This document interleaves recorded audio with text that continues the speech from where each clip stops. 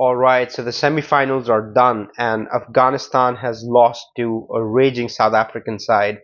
India defeated England very convincingly. So we have our finalists now, India and South Africa, ready to face it off in Barbados. The first semi-final between Afghanistan and South Africa, if we look at that, South Africa completely steamrolled Afghanistan. This side was knocked out for just 56, and 13 of those were extras. You have to give credit to the South African pacers, Marco Jansen, Rabada, Nokia. They've all been exceptional. Shamsi chipped in with 3 wickets, the spinner, and so it's been a very clinical performance from South Africa. And Afghanistan's weaknesses were exposed as soon as that top order was dismissed. Ramanullah Gurbaz and Ibrahim Zardan, the rest of the team collapsed, and that is what South Africa exploited, and they won that game very, very quickly. As for the second game, India put up 171 on the board, batting first, and they were put into bat by England, which is an interesting point in itself because Rohit Sharma later said that he would have elected to bat anyway. So they put up 171, and according to Rohit Sharma, it was an above par score. He said later during the interview that 140 was a par score according to them. So they put up 170, thanks mainly to Rohit Sharma's own performance. He scored 57 of 39 balls. Surya Kumar Yadav chipped in with 47 as well. So, and he hit some amazing shots. You know, he's the 360-degree player. So it was a pretty good performance by the Indian side. That was a very good total on that pitch there in Guyana. England responded poorly, although they were off to a good start, and Josh Butler had some early runs in. They started to lose their wickets fairly quickly. Harry Brook looked good there for a bit. He chipped in with 25 of 19, but overall it was just a collapse from the English side. And Bumrah put pressure early on, as he always does, but it was really the spinners Kuldeep Yadav and Akshar Patel who really built pressure onto that England side. And it's clear that England as an international team, they're not prepared to handle spin, especially quality spinners, as you see from the Indian side. So that weakness of the English side was exposed, and we already knew that the Guyana pitch was a spin-friendly wicket. So spinners were critical in this game, and Muin Ali wasn't utilized by the English side when it came to their bowling. So a lot of things for England to ponder about in terms of how they went about this game, and also about strengthening their spin department potentially.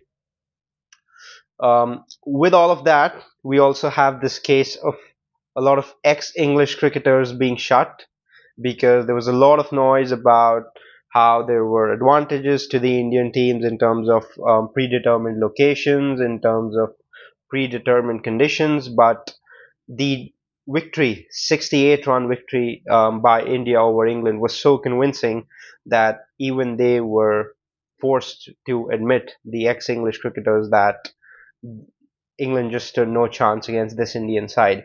So a very clinical performance by India, and England will be scratching their heads after this one, that's for sure. But now, just thinking of Barbados, where the final is to happen, India is going in as favorites. There's no doubt about that. But South Africa will challenge India, and it's important to remember that both these teams go unbeaten into the finals. So South Africa hasn't lost a single game either throughout the tournament. The difference perhaps is that South Africa has had way too many close games. A lot of those wins for South Africa have been very, very narrow victories. The last win against Afghanistan was very, very convincing. So that's a different story. But India come in very confident, beating England on the back of defeating Australia. Both very convincing wins, and they're undefeated as well. India seems like the more complete side, which I think gives them the advantage over South Africa. South Africa just perhaps when you compare the spinners, although Shamsi is a quality spinner and they have Keshav Maharaj as well, India just have more to offer in the spin department. And the batting lineup with India is also quite strong. South Africa, you could say, has a better pace attack, although if you were to compare the three South African bowlers and the Indian bowling side, you would still probably say that Bumrah is the best of the lot.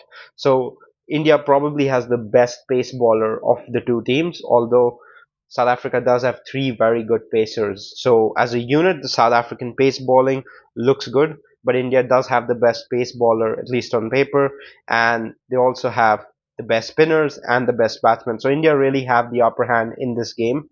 Um, Barbados, although there's going to be some offer for spin on that track. It's generally a more pace-friendly wicket, so that might offer South Africa a bit more of a chance on that wicket, which is good to see. It would be good to see a contest, and I think the toss would play a crucial role in this game because the team that wins the toss might want to bat first and then put the team under pressure, the opposing team, when they come into bat second. That's probably the mistake England made in the Guyana game. So it's going to be an interesting game. The toss will play a role.